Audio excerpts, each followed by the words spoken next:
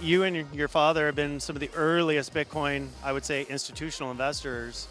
How have you seen this Bitcoin space and maybe institutional investors' idea of Bitcoin change over those years?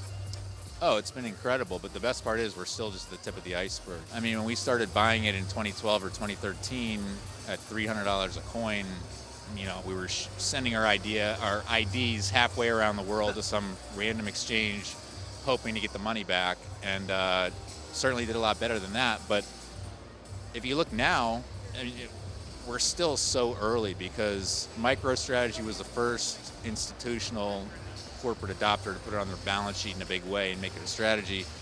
But what's so cool at this conference, now you've got other companies coming out and doing that now.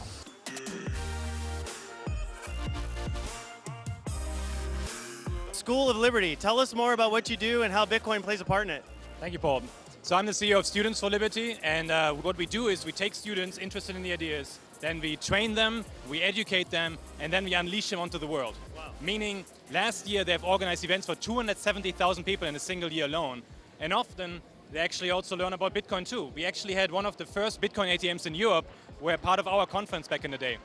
That's great. Definitely we need to get some Byte Federal ATMs in your school. We're actually paying 20 of my staff members out of 80, we pay in Bitcoin. We're using it in the business since 2015. We take Bitcoin, of course, as a donation, but it's really so adjacent to the pro-liberty ideology. Free markets, free speech, property rights, and you need good and sound money, and that's what Bitcoin is.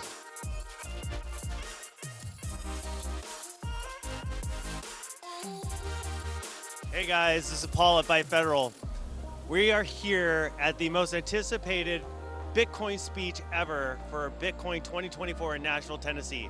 Trump's about to tell us how he's going to make Bitcoin great again in America. On day one, I will fire Gary Gensler and appoint a new SEC chairman. The federal government has almost 210,000 Bitcoin, or 1% of the total supply that will ever exist.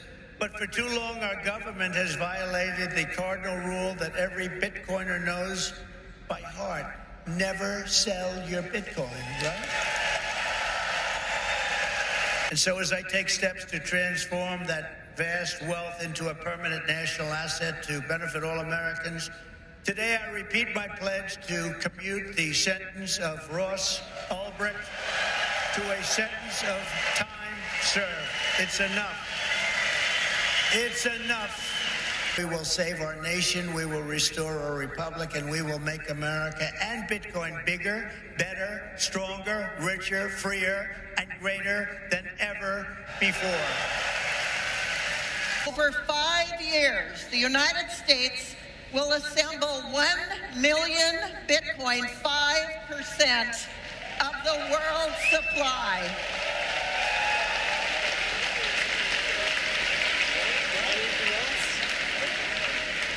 And it will be held for a minimum of 20 years and can be used for one purpose: reduce our debt. With a strategic Bitcoin reserve, we will have an asset that, in that period of time, before 2045, can cut our debt in half. And as Michael Saylor said yesterday, if we put $3.3 million in a Bitcoin reserve, we will eliminate the United States debt. We will be debt-free because of Bitcoin. We will convert excess reserves at our 12 Federal Reserve banks into Bitcoin over 5 years. We have the money now. Today I have an announcement to make.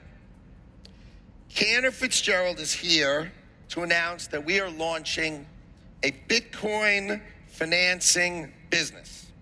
We will offer leverage to those who own Bitcoin. We are going to launch with $2 billion of lending And once we put out the $2 billion of lending, we will go up in increments of $2 billion.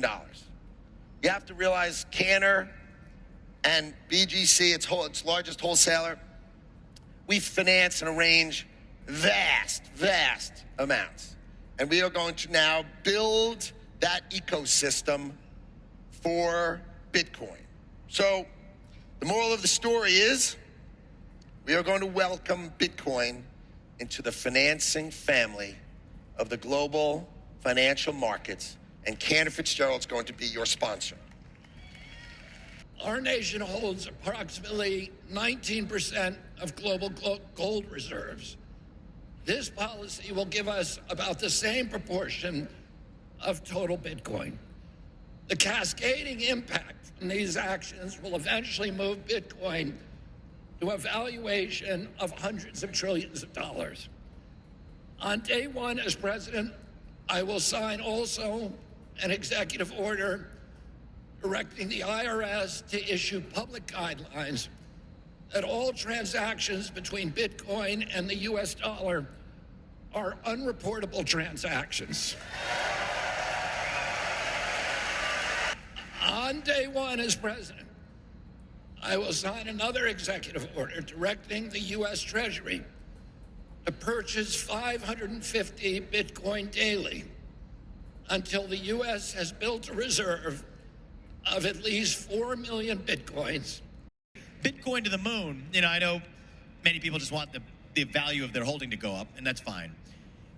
But I think it is a statement of a deeper point of American exceptionalism, right? We are the unbounded, the unbridled, the unafraid, the people who would not be constrained to achieve the maximum of our potential without any government or system standing in our way. That's what our founding fathers envisioned. And I think that culture, it has been domesticated, it has been tamed, it has been whipped into submission by this new culture that penalizes excellence and celebrates victimhood. While that inner animal has now leapt oceans to lift up places like China. And so, yes, when we say make America great again, what we want is to unleash that inner beast, unleash that inner animal spirit. And that's the animal spirit that I know motivates those of you in this room to achieve what you do. And that's what we're going to unleash again in January of next year. The conference so far has been fire. Everything else that's been going down here this week, it's been insane. Joining me today is Michelle with Byte Federal and Andre. What's up, guys? We're going to make America great again by making America free again. Donald, you got to make sure we don't turn America into Venezuela. Drill, baby, drill. Vote for Trump to free Ross. This is the Free Ross crew. We're here making sure that everyone is aware of Ross Ulbricht and his 240-year sentence for creating a website using Bitcoin. We need to free Ross, so vote Trump to free Ross.